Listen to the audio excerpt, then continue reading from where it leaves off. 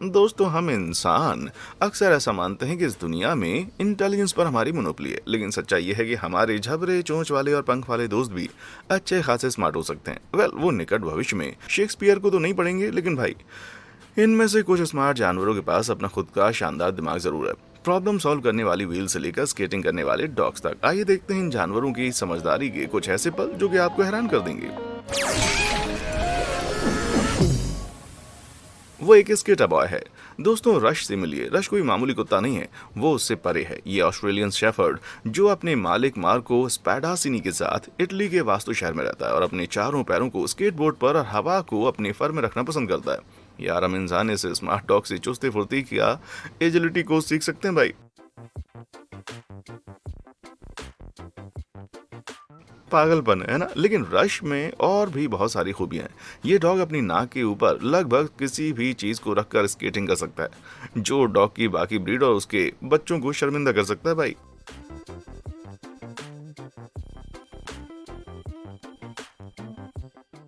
माफ कीजिए, लेकिन मुझे मेरे दिमाग के बिखरे हुए टुकड़ों को इकट्ठा करने का थोड़ा टाइम लगेगा।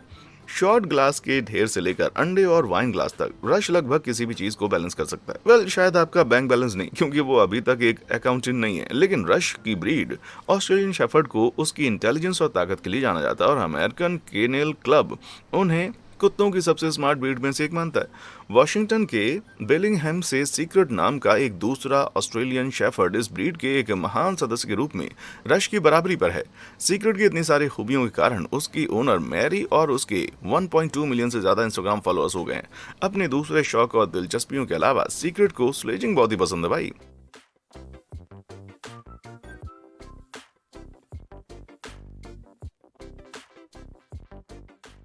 आशाजनक है ना? चाहे उसने इसकी ट्रेनिंग ली हो या इसे किसी ऑस्ट्रेलियन शेफर्ड को ऑब्जर्व करके समझाओ, ये बहुत ही क्लियर है कि असल में ये डॉग कितना एक्टिव है, क्योंकि ऑस्ट्रेलियन शेफर्ड अक्सर ऐसा करते हैं और जब वो बर्फ पर नहीं दौड़ रही होती तो सीक्रेट को जेंगा खेलना बहुत पसंद है। ऑस्ट्रेलियन शेफर्ड के मालिकों को एक्सपर्ट्स द्वारा अक्सर सलाह दी जाती है कि वो अपने डॉग के तेज दिमाग को पजल देकर फुर्तीला रख सकते हैं। उसके तेज और सटीक पैटर्न के आधार पर और ब्लॉक्स की स्टेबिलिटी को चेक करने पर ऐसा लगता है कि सीक्रेट को इस खेल की हो आगे अच्छी समझ है भाई।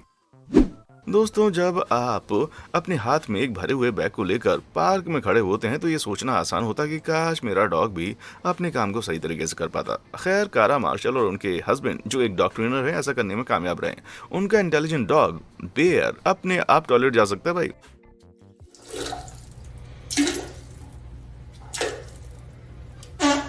वाह, क्या शानदार अंत है। मुझे लगता है कि अब सिर्फ यही करना है कि बेयर को फ्लश करना कैसे सिखाया जाए। और जबकि ये तीन डॉग्स बेहद होशियार हैं और थोड़े बघारू भी, उन्हें ऐसी चीजें करने के लिए ट्रेनिंग कैसे दी गई थी? एक जाना माना तरीका जिसे आमतौर पर बेयर जैसे डॉग को ट्रेनिंग देने में इस्तेमाल किया जाता है, उसे ऑपरेंट कंडीशन कहा जाता है, लेकिन भाई मैं तो इसे रिश्वतखोरी कहूंगा। शॉर्ट में कहूँ तो ट्रेनर डॉग को एक एक्शन करने के लिए कहता है, जैसे कि बैठो। आमतौर पर उसे खाने की कोई चीज का लालच देकर और फुसलाकर अगर डॉग सचमुच बैठ जाता है तो उसे इनाम में खाना दिया जाता है। समय के साथ और बार बार दोहराने से डॉग बैठने के एक्शन को समझने लगता है और उसे इनाम में एक टेस्टी ट्रीट दी जाती है। आप धीरे धीरे ट्रीट को पूरी तरह से हटा भी सकते हैं। जैसे जैसे समझ बढ़ती है, डॉग और ट्रेनर की रिलेशनशिप गहरी हो जाती है और वो ज्यादा मुश्किल इशारों को समझने लगता है। और इससे पहले कि आप समझ पाए, आपका डॉग आपसे ज्यादा बेहतर तरीके से टॉयलेट यूज करने लगता है भाई। Play fetch. दोस्तों, हर कोई चीजों को लाने के लिए हमेशा डॉग्स को ही क्रेडिट देता है, लेकिन सच्चाई यह है कि कौवे भी उतने ही काबिल होते हैं, लेकिन थोड़े लापरवाह और ढीले होते हैं। Вон там синие тапочки, давай. Давай, вот сюда. Вот сюда. Молодец. Синий тапочек неси. Давай, давай, давай. Не, вот сюда. क्या आप इम्प्रेस हुए? वेल, ये पता चला है कि कौवे बंदर या किसी 7 साल से कम उम्र के बच्चे की तरह ही होशियार हो सकते हैं। कॉर्वेट परिवार के हिस्से के रूप में रेवेन और उसके रिश्तेदार, जिनमें कौवे, मैकपाई और जे शामिल हैं, अपनी होशियारी के लिए जाने जाते हैं। उनमें सेल्फ अवेयरनेस होती है और उन्हें उन जानवरों में से एक माना जाता है जो खुद को एक आईने में देखकर पहचान सकते हैं। वो चीज़ों का इस्तेमाल करने और पहेलियों को सुलझाने में भी काफ़ी अच्छे हैं। यार, सच कहूँ तो ये बात मैं बहुत से इंसानों के लिए बिल्कुल भी नहीं कह सकता। नन्हे इगुआना का कमरा। दोस्तों, मैं आपको स्पार्की से मिलवाना चाहता हूँ। स्पार्की नाम के इस ग्रीन इगुआना को फ्लोरिडा आइलैंड के जंगल से पकड़ा गया था।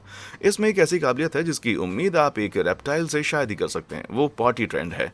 आप खुद देख लीजिए, लेकिन मैं आपको वार्निंग दे रहा हूँ, इसमें इगुआना की पॉटी मिली हो, ऐसा हो भी सकता है और नहीं भी। ये बहुत ही घटिया है यार, लेकिन आप खुद को इसे देखने से रोक भी नहीं सकते। और भले ही स्पार्की की पॉटी ट्रेनिंग अद्भुत है, ये उसके लिए अजीब नहीं है। इनफैक्ट स्पार्की की तरह सचमुच टॉयलेट का इस्तेमाल करने के बजाय पालतू इग्वाना को एक खास जगह पर टॉयलेट करने के लिए ट्रेनिंग देना टॉयलेट ट्रेनिंग के रूप में जाना जाता है। रेप्टाइल एक्सपर्ट्स के हिसाब से थोड़ी सी कोचिंग, इनाम और बार बार दोहराने से उन्हें ऐसा करने के लिए ट्रेन करना बहुत आसान हो जाता है। असल में चूंकि पानी जंगल में बदबू को धो देता है, इग्वाना वही अपना काम करना पसंद करते हैं। इसलिए सिर्फ टॉयलेट सीट को खुला छोड़ देना आपके रेप्टाइल फ्रेंड को टॉयलेट का इस्तेमाल कराने के लिए काफी हो सकता है। भाई बस गलती से उस पर बैठ मत जाना, नहीं तो उस बाइट को भूलना आसान नहीं होगा।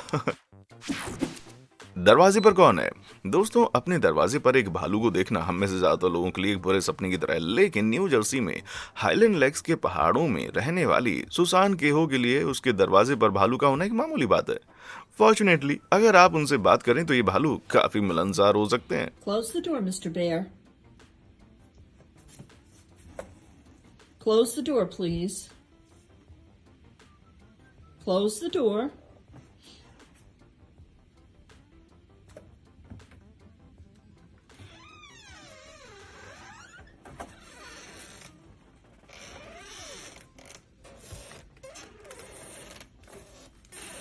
Close the door.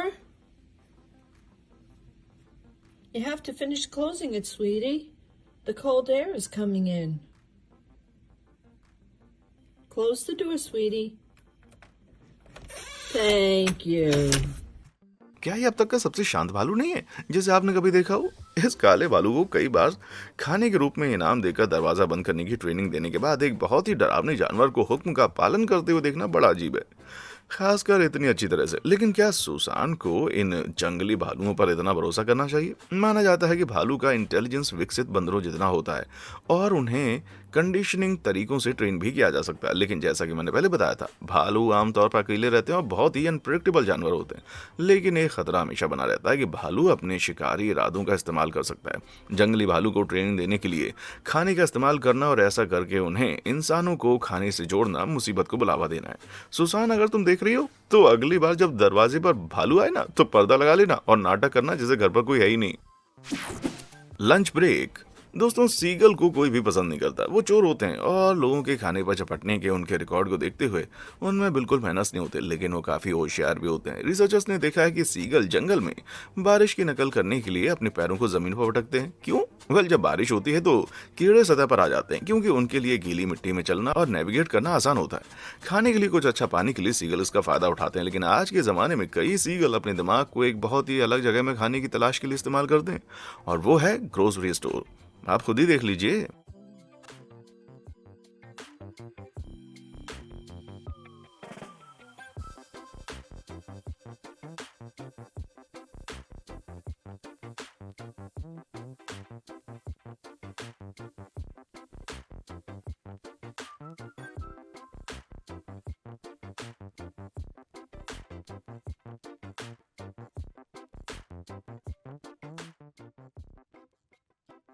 जी हाँ, उस सीगल ने सिर्फ छोटी मोटी चोरी की और यहाँ तक कि उसे डोरिटोस का पैकेट भी खोलना आता था। रिसर्च से पता चला कि सीगल बिहेवियर सीखते हैं, उसे याद रखते हैं और यहाँ तक कि उसे पास ऑन भी करते हैं। और स्मार्ट दर्शक होने के नाते इसमें कोई आश्चर्य की बात नहीं कि उन्होंने कनेक्शन बना लिया है। लोग जादुई रूप से खुलने वाले दरवाजों से एक बड़े पत्थर के अंदर जाते हैं और लोग जादुई रूप से खुलने वाले दरवाजों से बाहर निकलते हैं। इसलिए अगर सीगल जादुई दरवाजे से अंदर जाते हैं तो सीगल को खाना मिलता है, या तो वो या उनकी सूंघने की ताकत उन्हें उस खाने तक ले जाती है जिसकी वो तलाश कर रहे हैं। चाहे जो भी हो, एक बार जब एक सीगल को भरपूर खाने से भरी कोई जगह मिल जाती है तो वो उसे याद रखते हैं, वापस आते हैं और अपने दोस्तों को भी बताते हैं। तो भाई, कौन जानता है कि सीगल द्वारा इस खबर को फैलाने के बाद इन पक्षियों का आतंक और कितना खतरनाक हो जाएगा। म्यूजिक ही सब कुछ है। दोस्तों, रेड हॉट चिली पेपर्स के बेसिस्ट फ्ली के प्राइवेट बेस गिटार से सीखने के लिए आपको बहुत खास होना होगा, और कोको गोरिल्ला से ज्यादा खास और कौन हो सकता है? वेल, 1971 में पैदा हुई इस फीमेल वेस्टर्न लोलैंड गोरिल्ला की 2018 में 40 साल की उम्र में मौत हो गई थी, लेकिन अपनी जिंदगी के दौरान उसने एक्स्ट्रा ऑर्डिनरी इंटेलिजेंस दिखाई जिसने पूरी दुनिया को झकझोर कर रख दिया। एक स्मार्ट गोरिल्ला होने की बदौलत उसने अपने कई शौक पूरे किए।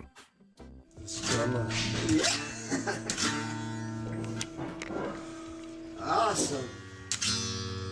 Yeah, you could be so good at the bass. She's holding her fingers on the upper part. Yeah, right no, she here. gets it. She gets it. वो टैलेंटेड है ना? और भले ही उसे अब तक म्यूजिक की समझ नहीं है, वो अपनी उंगलियों को तार पर रखने और स्ट्रिंग को खींचने की कोशिश कर रही है, जो उन काबिलियतों को दिखाता है जो बिना सोचे समझे गिटार बजाने से परे है। कोको के पास इतना टैलेंट होने की वजह उसकी केयर टेकर फ्रांसिन पेटरसन है, जिसने उसे ट्रेनिंग देने में काफी समय बिताया है। पेटरसन ने कोको को अमेरिका की साइन लैंग्वेज का इजी वर्जन सिखाने में भी कामयाबी हासिल की थी।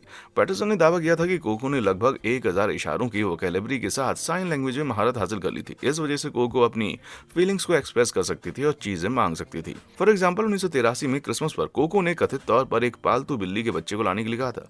जब इसके बजाय उन्होंने उसे एक स्टफ टॉय दिया तो उसने मायूसी बताते हुए उदास होने का इशारा किया। बाद में उसने एक बिल्ली के बच्चे को गोद लिया, जिसका नाम उसने ऑल बॉल रखा। अफसोस कि सिर्फ 5 महीने बाद ऑल बॉल कोको के पिंजरे से भाग निकली और एक कार के नीचे आने से मारी गई।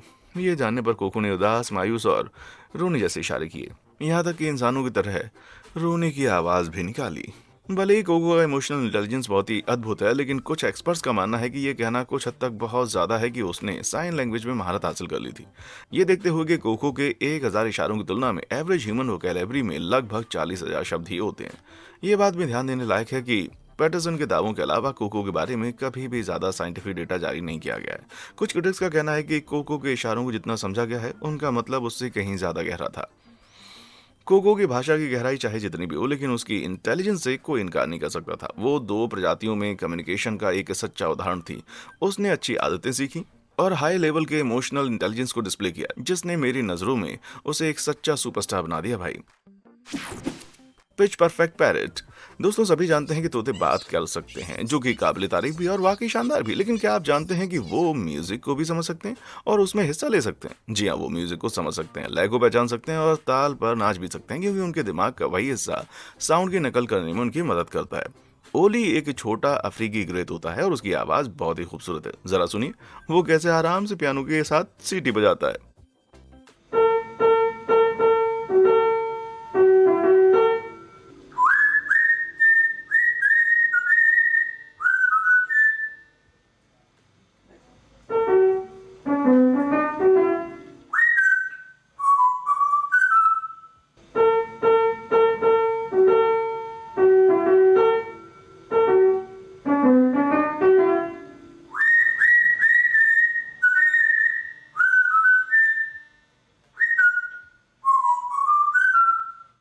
वाकई में अद्भुत है ना।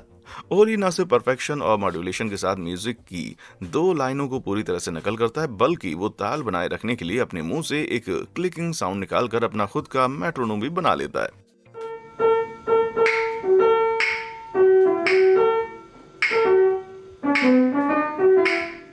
फिर भी सवाल यह है कि तोते कैसे और क्यों नकल करते हैं। यह नामुमकिन लगता है कि कैसे तोते अपने दांत, होंठ और जीभ के इस्तेमाल के बिना हमारी भाषा की नकल कर पाते हैं, जिसका इस्तेमाल हम अपनी आवाज, सुर और स्वर बनाने के लिए करते हैं। मेरा मतलब है, जरा वीडियो को रोककर अपने होठों को टच किए बिना बी, एम या पी का साउंड निकालने की कोशिश कीजिए। नामुमकिन है ना? तो तोते इसे चोंच से कैसे कर पाते हैं? वेल, वो सिरिंग्स नाम की एक वोकल डिवाइस का इस्तेमाल करते हैं। ये एक मस्कुलर वाई शेप का स्ट्रक्चर है, जो कि उनके गले में श्वास नली के नीचे मौजूद होता है। सिरिंग्स के हर ब्रांच में एक मूवेबल वाल्व होता है, जो इंडिपेंडेंटली काम कर सकता है। इंसान की डकार के जैसे पी और पी जैसे प्लोसिव साउंड श्वास नली के अंदर अचानक हवा के झोंकों को ऊपर उठाकर बनाए जा सकते हैं। साथ ही एक्सपर्ट्स के हिसाब से किसी वाउल या साउंड को ठीक करने के लिए तोते अपनी जीभ को आगे पीछे करने के साथ साथ अपनी चोंच को भी हिलाते हैं। जंगल में तोते आपस में बात करने के लिए अपने परिवार और झुंड द्वारा निकाली गई आवाज की नकल करते हैं और झुंड को एकजुट रखते हैं। वैज्ञानिकों का मानना है कि पालतू जानवर के रूप में तोते उसी वजह से हमारी नकल कर पाते हैं। वो हमारी आवाज को सीखकर और उनकी नकल करने की कोशिश करके घुलने मिलने की कोशिश करते हैं, क्योंकि वो हमें अपना ग्रुप मेंबर मानते हैं। हाउ स्वीट यार। उनके लिए शब्दों का कोई खास महत्व नहीं है, क्योंकि वो सिर्फ साउंड की नकल है। फिर भी उनमें शब्दों की थोड़ी धुंधली समझ हो सकती है। फॉर एग्जाम्पल, जब एक तोता कहता है नमस्ते, आप कैसे हैं, तो ज्यादा लोगों की तरह उन्हें शायद आपकी भलाई में कोई दिलचस्पी नहीं होती। तोता शायद उस सेंटेंस को ओ देखो कमरे में कोई आया है के रूप में समझता है, क्योंकि इस सेंटेंस को अक्सर इसी तरह के संदर्भ में इस्तेमाल किया जाता है। भाई, मेरी राय में तो ये अभी भी एक पक्षी के दिमाग के हिसाब से काफी अच्छा है। दोस्तों, क्या आपको इन सुपर इंटेलिजेंट जानवरों को देखकर मजा आ रहा है? क्यों ना आप नीचे दिए गए कमेंट सेक्शन में जाकर मुझे बताएं। और अगर बड़े दिल वाले हैं तो बेझिझक होकर लाइक और सब्सक्राइब भी कर दीजिए। डन? ग्रेट, चलिए आगे बढ़ते हैं। बुद्धिमान हाथी। दोस्तों मुझे लगता है कि हम सभी इस बात से सहमत हो सकते हैं कि हाथी जानवरों की दुनिया के सबसे बड़े और मिलनसार जानवर है, लेकिन वो बड़े होशियार होते हैं। रिसर्च से पता चला है कि हाथी के दिमाग का डिजाइन और फंक्शन दोनों इंसान के दिमाग के जैसा होता है, जिससे उन्हें दुख, नकल, खेल और चीजों को इस्तेमाल करने जैसे बिहेवियर को दिखाने में मदद मिलती है। उनकी एक खास आदत खुद को सनबर्न से बचाने का उनका अनोखा तरीका है। छाया की तलाश के साथ साथ वो खुद को राहत देने के तरीके के रूप में अक्सर खुद को रेत या मिट्टी में ढक लेते हैं। जब मिट्टी सूख जाती है तो ये उनके स्किन और सूरज के बीच एक गंदी परत बनाती है, जबकि नमी और जरूरी बैक्टीरिया देकर उनकी त्वचा की देखभाल में भी मदद करती है। तो भाई अगली बार जब आप अपनी सनस्क्रीन भूल जाएं तो आप जानते हैं कि आपको करना क्या है। लेकिन शायद इससे भी ज्यादा आश्चर्य की बात यह है कि यह हाथी पेंटिंग कर सकते हैं। जी हाँ, हाथी पानी में स्नॉर्कलिंग करने के अलावा अपनी बड़ी सी सूंड से बहुत ही अद्भुत चीजें भी बना सकते हैं।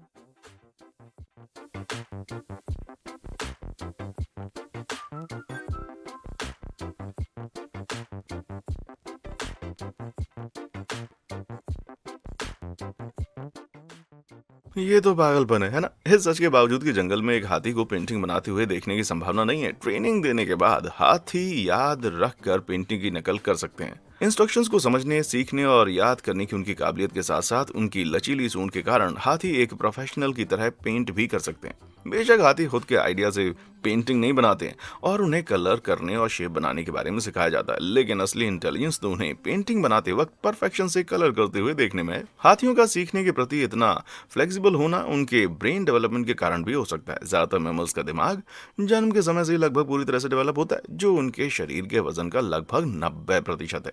ये उन्हें और ज्यादा सेंसिटिव जानवर बनाता है, जो अपने आसपास के माहौल की खास जरूरतों के लिए तैयार होते हैं। दूसरी तरफ इंसान का दिमाग जन्म के समय लगभग 28% होता है, जिससे हम बड़े होने के साथ साथ कुदरती तौर पर सीखने के लिए अपने आप को ढालते जाते हैं। हाथियों और इंसानों में एक अजीब सिमिलैरिटी है, क्योंकि वो भी अपने एडल्ट ब्रेन के वजन के सिर्फ 35% के साथ पैदा होते हैं। इसलिए माना जाता है कि हाथी इंसानों की तरह बाहरी दुनिया के साथ अपनी बातचीत पर जो उन्हें सिखाया जाता है उस पर ज्यादा निर्भर करते हैं, ना कि उनकी इंस्टिंक्ट पर। तो हो सकता है कि अगर हम उन्हें खुद से नफरत और गुस्सा महसूस करना सिखाते हैं तो ऐसा लगता है कि आखिर में हमारे हाथों में एक एलिफेंट वैन गॉग होगा, है ना। होबो हर्मिट्स। दोस्तों, हर्मिट केकड़े जन्म से ही बेघर होते हैं, क्योंकि उनके पास अपने खुद के शेल नहीं होते, लेकिन उन्हें अपने नाजुक पेंट को ढकने के लिए एक शेल को ढूंढने की जरूरत होती है। शुक्र है उन्होंने इस समस्या को हल करने का एक शानदार लेकिन वाहियात तरीका ढूंढ लिया है। वो भीख मांगते हैं, उधार लेते हैं और समुद्री केकड़ों के शेल चुराते हैं, और कभी कभी तो उनके खूबसूरत छोटे शेल के लिए उन्हें मार भी देते हैं। केकड़ा हमेशा बड़े और बेहतर शेल की तलाश में रहता है, क्योंकि शेल बढ़ते नहीं है, या शायद सबसे आकर्षक रंग के शेल को ही ढूंढता रहता है, जिससे देखकर उसकी आंखें चमक उठे। क्योंकि शेल रेयर होते हैं और उन्हें ढूंढना मुश्किल होता है, इसलिए जब एक केकड़ा मरता है तो एक केमिकल छोड़ता है जो दूसरे केकड़े को यह बताता है कि उनके इस्तेमाल के लिए एक शेल खाली हो गया है। हालांकि ये रियल एस्टेट सिस्टम काफी स्मार्ट है, लेकिन कभी कभी ये उनके खुद के लिए नुकसानदेह साबित होता है। इंसानों द्वारा फैलाए गए पॉल्यूशन के कारण बेघर केकड़े अक्सर प्लास्टिक और कचरे के टुकड़ों को खाली शेल समझ बैठते हैं, जिसकी वजह से प्लास्टिक की बाल्टी जैसी चीज में फंस जाते हैं और मर जाते हैं। और अगर वो बहुत बुरा नहीं था तो वो केमिकल जो एक खाली शेल के लिए दूसरे केकड़ों को अलर्ट करता है इतना काम नहीं आता, क्योंकि ये बहुत सारे केकड़ों को आकर्षित करता है और वो उसी मौत के जाल में फंस जाते हैं। तो एक आदमी द्वारा फैलाया गया कचरा एक केकड़े की कब्र में बदल सकता है। तो मेरे भाई, क्या हम समुद्र में कचरा फेंकना बंद कर सकते हैं?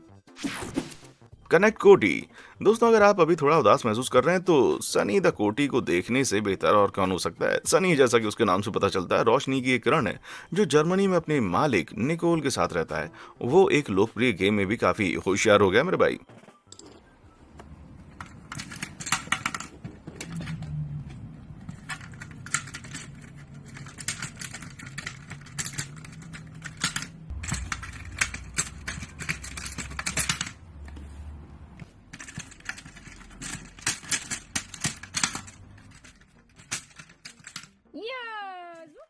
ओह, जीत की शानदार फील्डिंग। निकोल ने 2008 में सनी को गोद लिया था और तब से ही उसने उसे कनेक्ट 4 खेलना सिखाया है।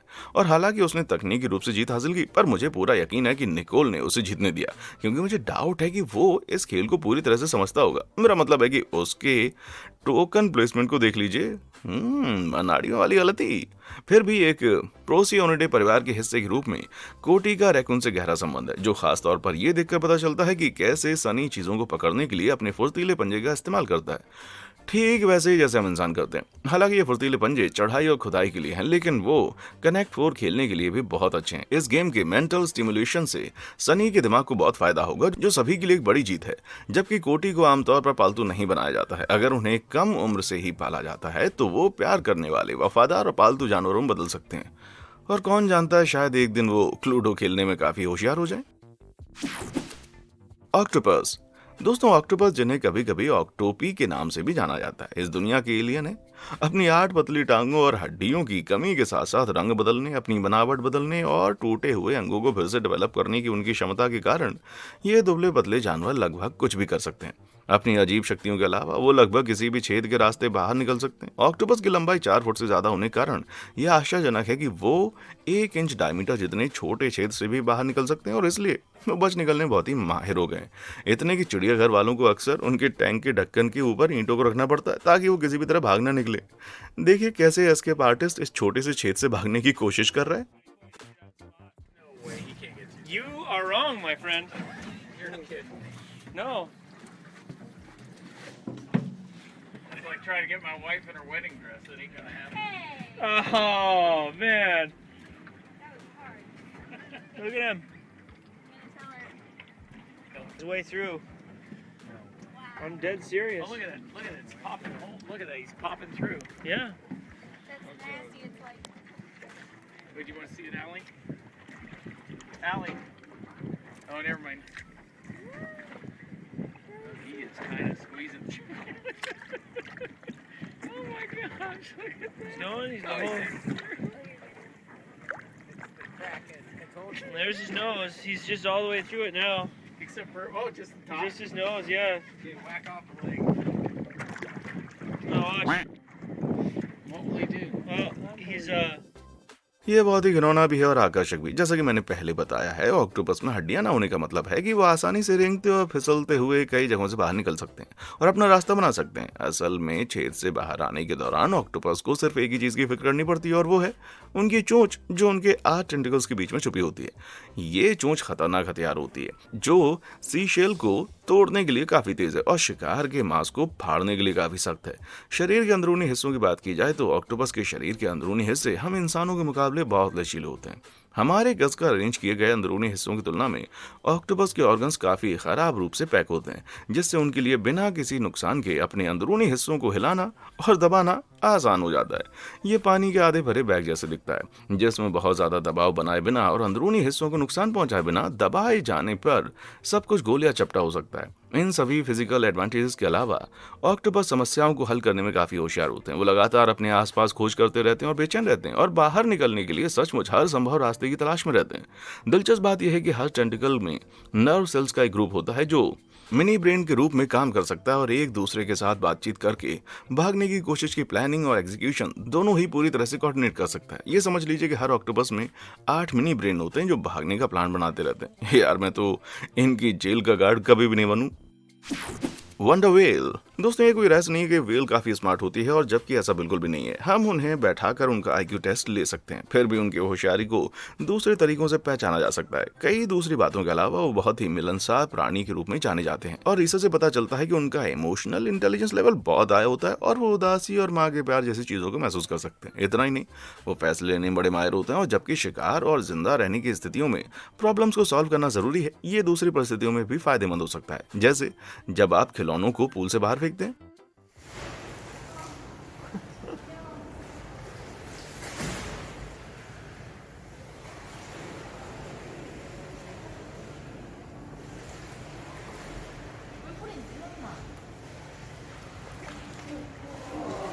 अब इसे कहते हैं एनिमल जीनियस।